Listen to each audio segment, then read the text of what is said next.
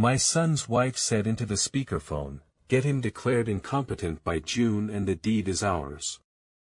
She did not know I was standing in the hall, listening. 8 weeks later, in a courtroom that smelled like dust and lemon polish, I handed the judge the folder. The first page proved what they had poured into my tea. The last page named me guardian of the one person she could not afford to lose. Before we dive deeper, don't forget to subscribe and drop a comment letting us know where you're tuning in from. My name is Thomas Avery. I am 71 years old, a widower, and a grandfather twice over. I was a shop teacher for 36 years at the high school in our coastal town, and after I retired, my wife, Marion, convinced me to build a little woodworking studio behind our house. She promised to keep me fed and out of trouble if I promised to keep my fingers. We kept half of that promise. She died 2 autumns ago, 3 weeks before Thanksgiving. I still set out a mug every morning before it hurts enough to put it back. The house sits on a small rise above the marsh, a low, stubborn structure of cedar and memory. I built much of it myself in the year my son, Jacob, turned 10 and spent afternoons hammering crooked nails beside me while Marion laughed from the porch. Jacob is 39 now. He has a wife named Vanessa, and a daughter named Lily who turned 9 in May. I would give everything I have for that child. That is not a metaphor. I have done it before. The afternoon everything began, the sunlight came through my kitchen windows in thin, bright blades. I had just poured tea, the way I have every day since I quit coffee in the late 90s. I stirred honey into the cup and waited for the familiar smell to soften the morning. The back door opened without a knock. Vanessa's voice reached the kitchen before her perfume did. "Thomas? We brought lunch." She appeared in a pale sweater that cost more than a week of my pension, followed by Jacob carrying brown bags. Lily ran past them, as children will, and flung her arms around my waist so hard it made me catch my breath for reasons that had nothing to do with age. "Pop, we got you your favorite," Vanessa said, setting containers on the counter. "Tomato soup. Grilled cheese. I told the cafe to make it extra buttery. You must eat, or you will fall over the next time you go out to weed those beds." Her smile did not reach her eyes. It rarely does anymore. We sat, the 4 of us, around the kitchen table that I built the year Lily was born. She chattered about her science fair project. Jacob nodded at scheduled intervals. Vanessa laughed at nothing in particular, then asked me with rehearsed casualness if I had checked my smoke detectors lately. "Yes," I said. "I check them every month." Her face rearranged itself into surprise.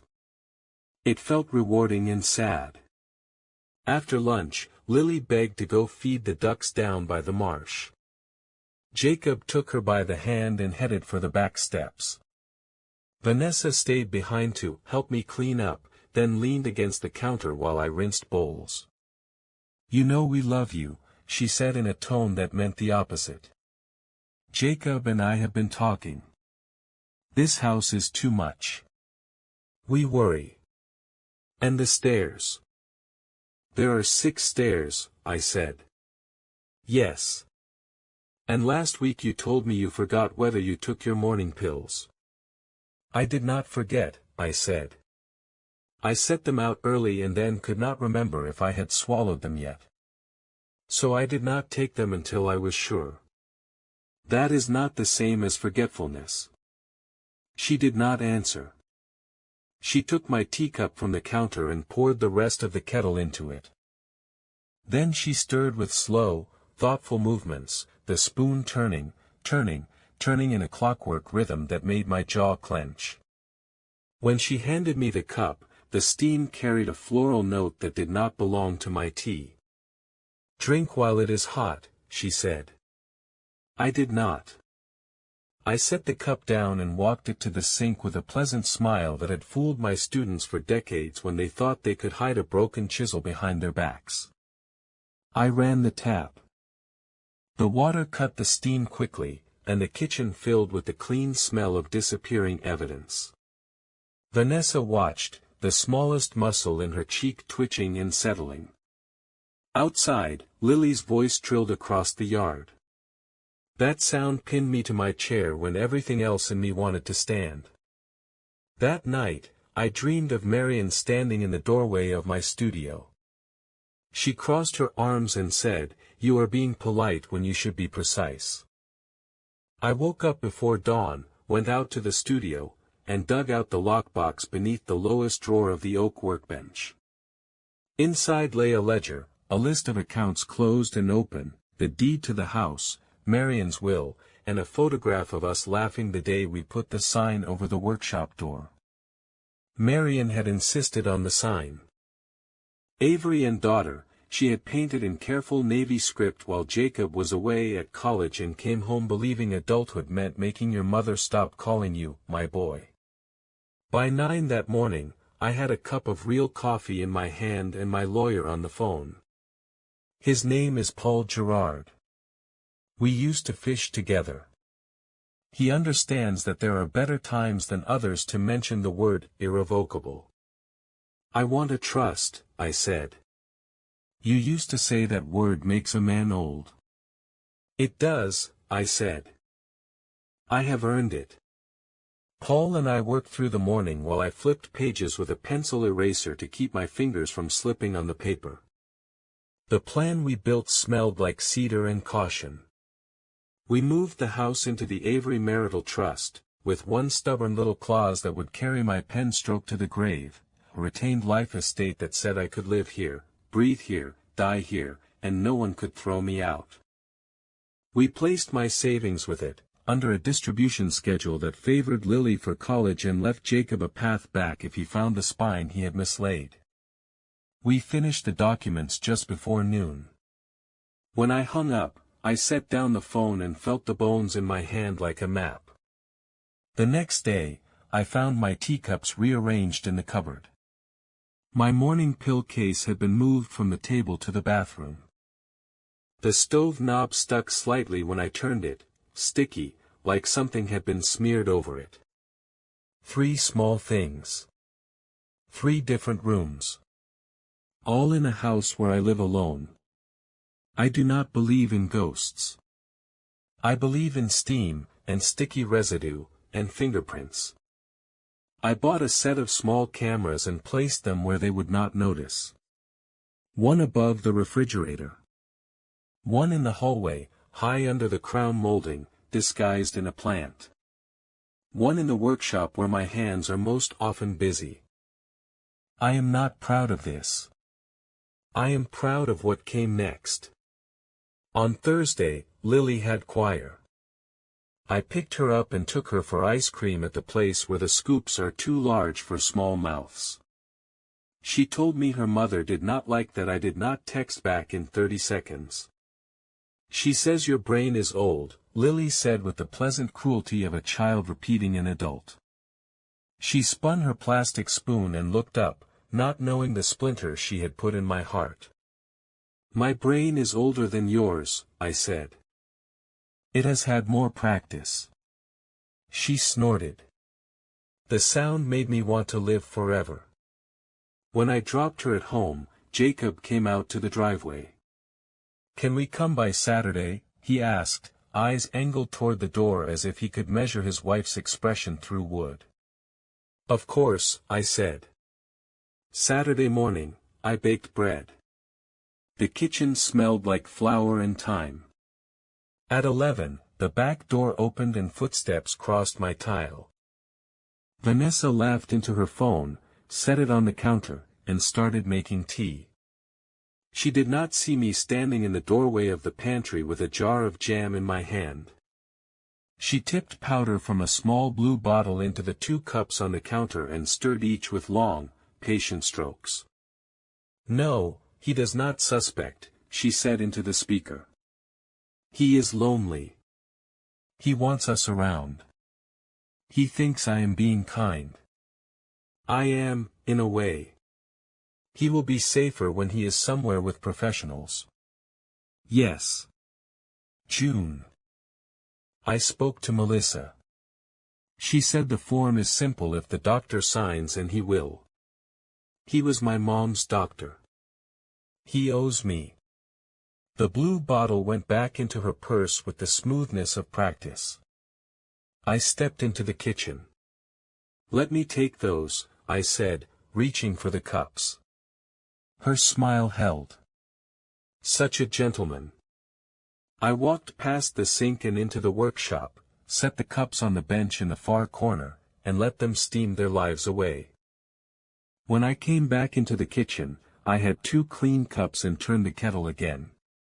Vanessa's mouth tightened, then relaxed when she saw me drink. It was plain tea. It tasted like relief and proof. Proof came that afternoon, when I unscrewed the little camera from above the refrigerator and laid the footage out on my laptop. Vanessa. The powder. The stir. The remark about June, and a doctor who owed her. 30 minutes later, I had the bottle in my hand. I had seen her drop her purse and spill its contents. The blue bottle rolled beneath my sideboard. The label read as I knew it would read. Diphenhydramine.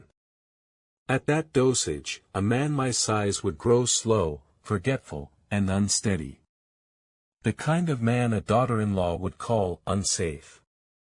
I did 3 things in quick succession. I called Paul and asked him to meet me first thing Monday to notarize the trust and one other document I had wanted to avoid for as long as I could, a durable power of attorney naming no one in my family. I drove to my doctor for a full evaluation, cognitive, physical, and blood work sent to a lab 3 towns over so that no one who owed anyone would touch it. And I called a woman named Elena Ruiz, who runs the local guardianship advocacy office and used to sit beside my wife at book club when they argued about everything but liked each other anyway. Elena, I said, I need to know how one secures a home for a child when the adults around her are playing with matches. She listened without interruption. When I finished, she said, if you are right, we will move in daylight, not dark. Do not say anything yet. Keep the child close and safe. I will refer you to a pediatric social worker. Do not be the first to accuse. Let the facts speak. On Monday, I signed everything. The notary's stamp made a sound like a door locking. On Wednesday, Vanessa brought a doctor to my house. His name was Dr. Everett. He was younger than me by 3 decades and wore his tie like a promise to someone he did not like. He asked me 3 questions and 2 of them were about the date. He tried to take my pen and fill out a form that would have made me an involuntary patient if he had submitted it to the right hands. I said, quite gently, Doctor, would you kindly explain to me why you believe a man who can recite the serial number on his own lathe has lost his capacity? While you are at it, please spell capacity on that form without looking. He flushed. He met my eyes, for the first and last time. He left abruptly a few minutes later and nearly forgot his briefcase on the porch. Vanessa did not speak. Her jaw worked like a vice with nothing to hold. 2 days later, the lab sent my results. Clean. The pediatric social worker visited Lily at school and asked 30 minutes worth of ordinary questions. Lily answered like a small, brave bird. She mentioned things children should not notice, how often she slept in the car while her mother worked events, how her mother's wineglass was always full and then empty and then full again, how she once told Lily to act scared at my house because it helps the plan. The social worker did not tell me this. She told Elena, who told me that empathy and patience would carry us until the judge's calendar could. If you think this story is only about tea and paperwork, then you did not know my wife. The anniversary of Marion's death fell on a Sunday. I woke with the shape of her name in my mouth. I made a sandwich and could not eat it. Around noon, I took the old cedar box from the top of the closet and held it in my lap in the living room where the winter sun is kindest. The box held the few things I cannot put on walls. Among them was a letter sealed in a pale blue envelope. I had never opened it. Marion wrote letters the week she learned there was nothing but weeks left. She left one with instructions for each person she loved. The envelope had my name, and below it, in smaller letters, Lily's. I opened it with the care of a man diffusing his own heart. My dearest, it began. You will feel angry when you read this. That is all right. You can be angry at me. Someone had to stand at the end of this and point toward home. If I am wrong, throw this into the fire and forgive me for worrying. If I am right, you will need to trust the worst part of your strength. She wrote plain truths about Vanessa, the way some people look into mirrors and do not see themselves clearly. She wrote about Jacob, the way a son can grow quiet when the loudest person in the room says the wrong thing very often.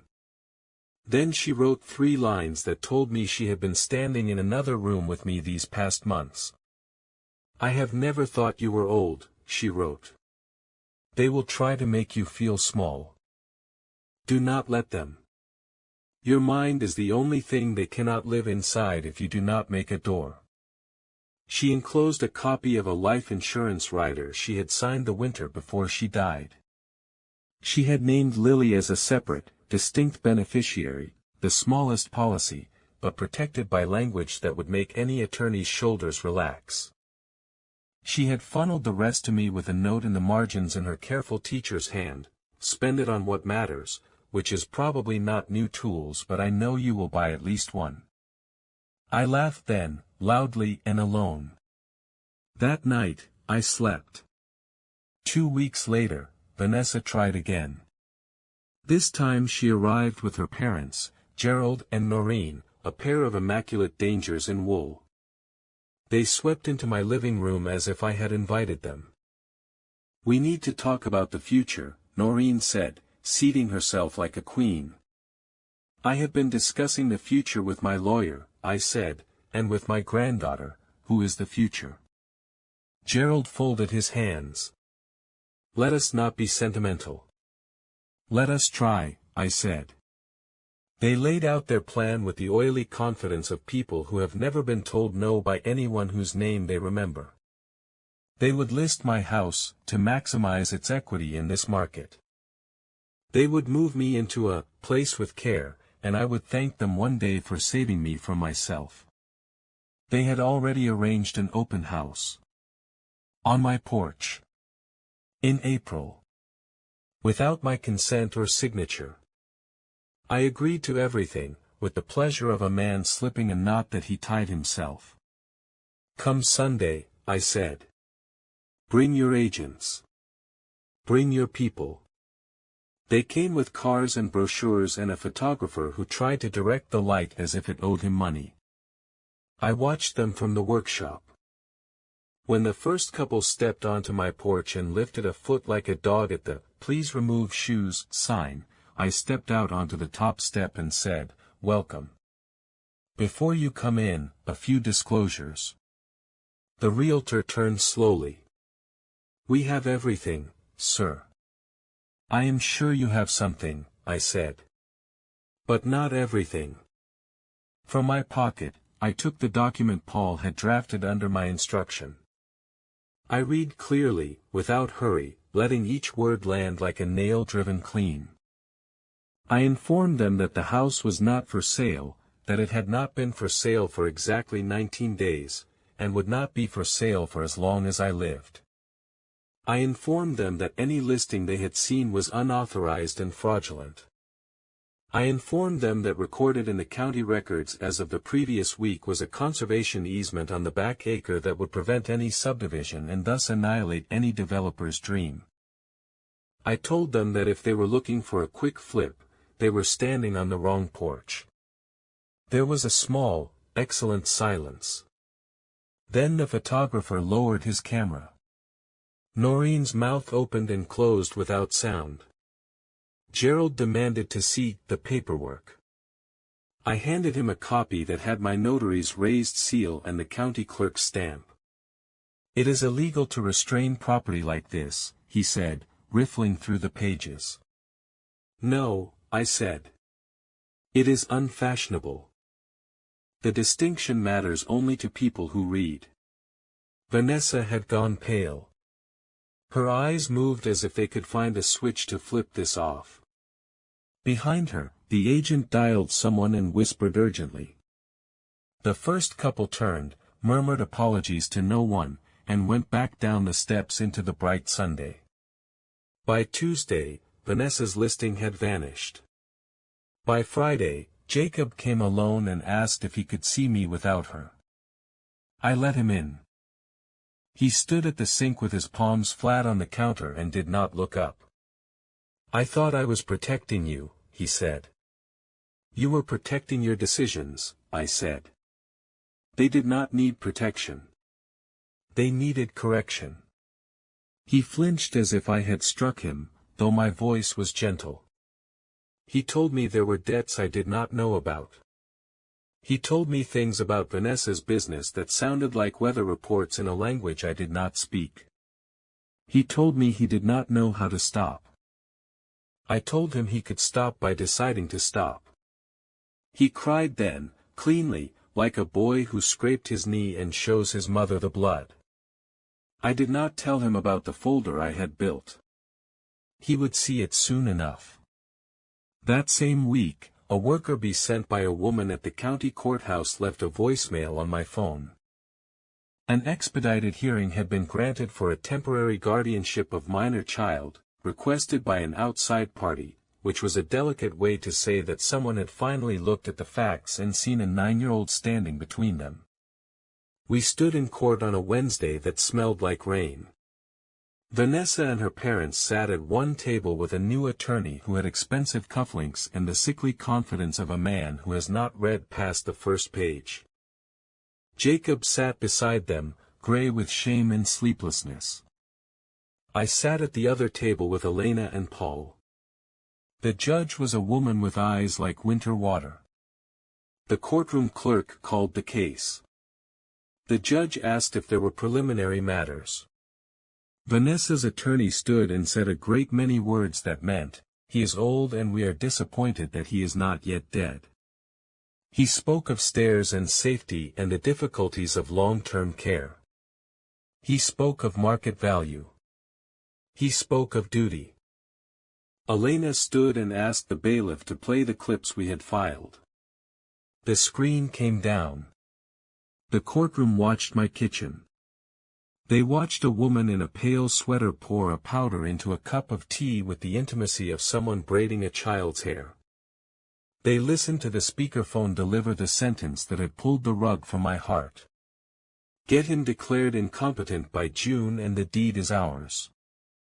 They watched a doctor with a tie like a noose ask me what day it was and almost skipped the parts where he would have learned that I know the names and locations of every joint in my table saw and why I choose walnut for some and maple for others.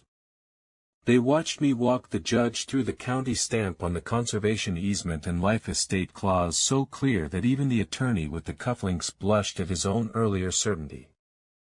Then the pediatric social worker read, in a voice that stayed mercifully the same throughout, the things Lily had told her. Nothing sensational. Nothing dramatic. The quiet kind of neglect that kills slowly and does not leave bruises. The counselor from Lily's school spoke about the small changes, the heavy eyelids in morning classes, the anxiety spikes on days after big events, the way she began to pack her own little bag with snacks and sit outside the classroom door at the end of the day because sometimes mommy forgets, as if this were a thing an adult is allowed to forget. The lab report came in last. I had requested it directly through the independent clinic Elena recommended, and the judge read it twice. The levels in my blood after Vanessa stirred my tea were consistent with a dose that would make an elderly person appear confused and sedated. The judge looked up at Vanessa for the first time in the hour. Vanessa lifted her chin as if the angle could change the facts. When it was my turn to speak, I said only this. I am not here to win. I am here to make sure a child is not punished for loving the wrong adults. My wife asked me to take care of our family. That is what I am doing. I have structured my life so that I can live and die in my home without being a burden. I have moved my assets into a trust that secures Lily's future. I have protected this land so that no one can turn it into quick money. I will not stand in the path of my son's repentance. But I will stand in the path of harm. The judge nodded once, a small human gesture that felt heavier than the gavel to come. Her ruling was careful and merciful and ruthless at once.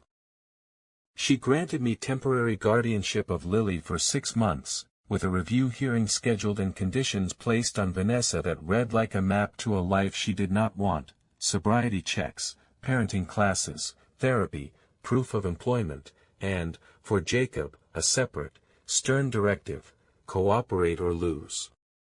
She referred the doctor to the state board with a note that made the attorney with the cufflinks look away. When the gavel fell, I felt Marion's hand slide into mine. Of course it did not. But it felt that way. On the way out of the courthouse, Vanessa stopped me in the hallway. The expensive attorney hovered at a respectful distance, as vultures do while they wait. Vanessa's eyes were rimmed in red that had nothing to do with grief. You think you won, she said softly. I think Lily will sleep, I said. She drew in a breath that made her chest lift and said the cruelest thing she could find. She loves me. She does, I said. And I will never make her pay for that. For 3 months, my house sounded like a home where a child lives. There were piano scales and cereal bowls and the blessed mess of school projects. Lily did her homework at the table I built and interrupted herself to tell me things about Jupiter and some famous woman who catalogued whales and how the music teacher smells like cantaloupe. She asked me if Marion would have liked her friends. I said Marion would have lined them up and fed them cookies while they explained how they planned to repair the world. Jacob came on Saturdays. He raked my leaves without being asked and sat on the top step with a sandwich I made for him, which he ate like he did when he was 10 and we were halfway through replacing the kitchen floor. He started going to meetings where men say their names and other men listen. He started paying for his own mistakes with money he earned. He started looking me in the eye when he thanked me and did not hurt anymore when he found gratitude there. Vanessa went through 2 attorneys and 3 different postures: combative, conciliatory, and tearful. She complied with the court's orders only when the court's orders banged on her door. She sent me texts in the night and deleted them in the morning. She made promises. It might have worked on me at 40. It did not work on me now. There is one thing I have not told you. It is the piece I sent sliding across the table to the judge near the end of the hearing, the page that stopped Vanessa's mouth more effectively than any speech of mine. 6 years ago, when Jacob and Vanessa bought their house, I co-signed their mortgage because they asked and because I could.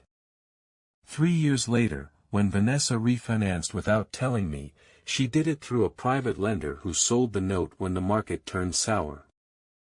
2 months before the hearing, Paul saw a list of distressed notes for sale and noticed an address he recognized. I bought the note through a holding company with a name that meant nothing to Vanessa. I did not buy it to foreclose. I bought it so that Vanessa could not bully Jacob into a third refinance to pay for her events while a child's lunch account sat at -$20. The page I slid across the table was a copy of the recorded assignment. It did not give me joy. It gave me leverage. Leverage, in your 70s, is not a weapon. It is a railing when the stairs are steep. The review hearing came at the start of the school year. Lily had new shoes. She had learned to make her own scrambled eggs. The judge had read the reports. She had watched the slow climb in Jacob's test results and the flat, stubborn line in Vanessa's. When she spoke, her voice carried a kind of sorrow. "We do not sever a mother lightly," she said. "We will not do it today. We will set another review in 6 months. But custody remains where it is. The child is thriving." Vanessa made a sound that did not belong to any particular species. She crumpled her tissue in her fist and said, "I am her mother." The judge looked at her and said, "Then be." On the way home, Lily asked if we could stop at the library. We did. She found a book about wooden boats and another about constellations. She threaded her arm into mine as we crossed the parking lot and said, "Pop, when Mom is better, will she come to the star party with us?" "Yes," I said. "When she is better." That night, after Lily fell asleep on the sofa with one sock half off, I went out to the workshop and turned on the small lamp that warms the wood with a kind of autumn. I opened the drawer where I keep the things I am not sure how to fix, the broken handle from a chisel that belonged to my grandfather, a nickel Marion carried in her pocket for luck, a photograph of Jacob at 6 with a gap where a tooth should have been, and a pale blue envelope, now empty. I wrapped the nickel in tissue and put it in a smaller envelope. I wrote Lily's name on it and, below her name, 2 words in Marion's careful hand that I copied letter for letter. Point home. Autumn came over the marsh like a slow breath. One evening, after dinner, Lily and I took the long way around the yard and stood where the tide pushes the reeds toward the shore. The last of the light brushed the water. Lily held my hand without saying anything. Later, after I tucked her in and sat with the quiet, Jacob knocked at the back door. "I spoke to her," he said. "She wants to sign away the house to save her name in the business. She wants money I cannot give." "You do not have to give it," I said. "You can offer something else." "What?" "Peace," I said. "It is worth more than the other thing she thinks she wants." He closed his eyes. "Do you think I can be a good father?" "I know it," I said. "Because you are willing to ask that question. Winter will come, as it always does, with a first frost that looks like sugar and an early night that makes the house feel slower. There will be a new hearing. There will be more paperwork. There will be mornings when Lily oversleeps and afternoons when homework makes her cry and nights when I watch the snow and hope that my knees hold out for another decade. There will be days when Vanessa does the right thing and days when she does not. I will hold the line. It is not a soldier's line. It is a grandfather's. It is drawn with bread and bedtime and boundaries. When people ask me why I did not settle quietly, why I did not move into a small apartment and let the young folks have their turn, I tell them a simple truth. I built this house with my hands. I built this family with my heart. I will not subcontract either. The last time I visited Marion, I put lilies on her stone and a carpentry pencil in the grass, and I told her about the hearing and about a 9-year-old who learned the names of the summer constellations. I told her about a boy who became a father again one Saturday at a time. I told her about the claws that kept my body under our roof, and the trust that kept our granddaughter's future out of reach of greed. I told her about a woman who wanted my house and found instead the court's patience and the limit of my kindness. On the way home, Lily fell asleep in the passenger seat with her mouth slightly open and a book on her lap. I drove slowly on the back road because it felt like a sin to hurry. The marsh held the last light like a secret. The house waited at the top of the small rise, stubborn and low. I parked, lifted Lily in my arms because you do that when you can, and carried her up the 6 steps Vanessa once called dangerous. They are not dangerous. They are 6 small proofs. And at the top of them is the door that opens when I put my key in and say the words Marion wrote in ink that does not fade.